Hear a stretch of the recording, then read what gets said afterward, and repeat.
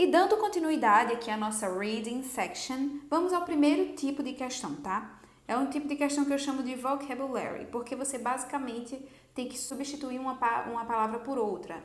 Você vai ser perguntado, olha, essa palavra aqui seria melhor substituída por qual dessas outras palavras? Você vai ver, continua aqui comigo.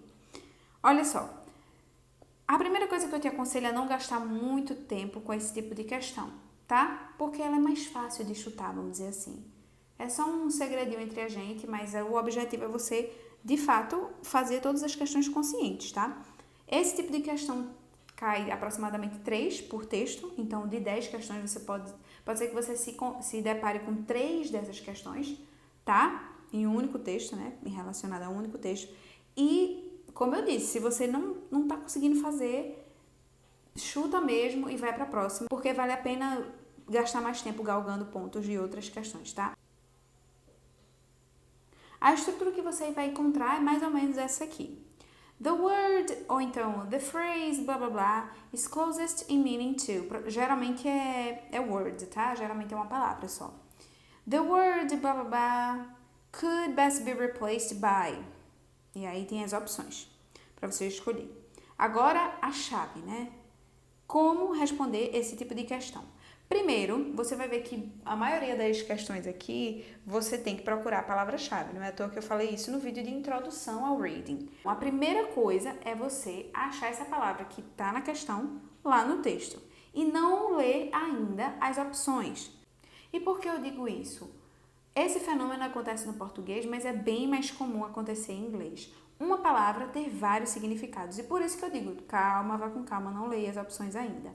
Procure a sua palavrinha linda lá no texto, lá no parágrafo, tá bom? E aí você vai ler a frase que contém a palavra e vai procurar outras palavras que te ajudem a entender o significado dessa que está em destaque na questão, ok? Se você não conseguir identificar o que é a palavra, o que ela está significando ali, que tipo de significados, que tipo de sinônimos, até significados mesmo em português, né? Você identifica pelo menos se a palavra tem uma conotação positiva, se ela tem uma conotação negativa ou neutra. E aí você volta e pelas opções você elimina. Não, essa aqui é negativa. Por exemplo, a palavra scandal é uma palavra que passa uma conotação mais negativa, eu acho. Joy, por exemplo, é positiva. E aí você vai eliminando aquelas palavras, as opções que não tem nada a ver com a palavra em destaque, tá bom? Vamos a um exemplo que aí fica bem mais claro, tá? Eu tirei esse exemplo e muitos exemplos aqui, né, das outras questões do reading, do primeiro texto do Quick Prep TOEFL, do próprio site do ITS, ok? Meu conselho para você antes da gente resolver essa questão é que você pause o vídeo e tente responder a questão. Espero que você tenha pausado, vamos embora para a resposta então. The word ingenuity in paragraph 2 is closest in meaning to.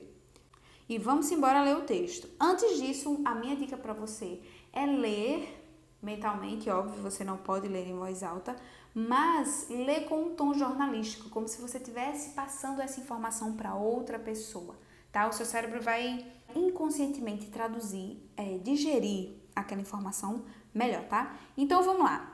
The exact role of other factors is much more difficult to pinpoint.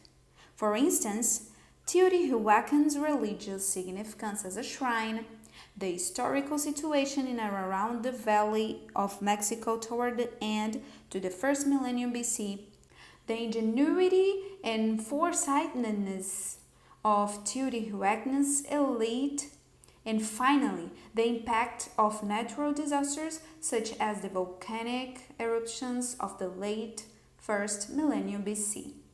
Ok, olha só. Próximo de ingenuity, a gente tem a palavra foresightedness, né? Que é the ingenuity, que a gente não sabe o significado e minha gente, presta muita atenção. A gente não sabe o significado e a gente não pode assumir que é ingenuidade. Vai que essa palavrinha é um falso cognato. Nesse caso, sim, é um falso cognato, tá? Não é ingenuidade. Ingenuity não é ingenuidade, ok? Mas vamos lá. Olha a palavrinha que está próximo dela. Foresightedness.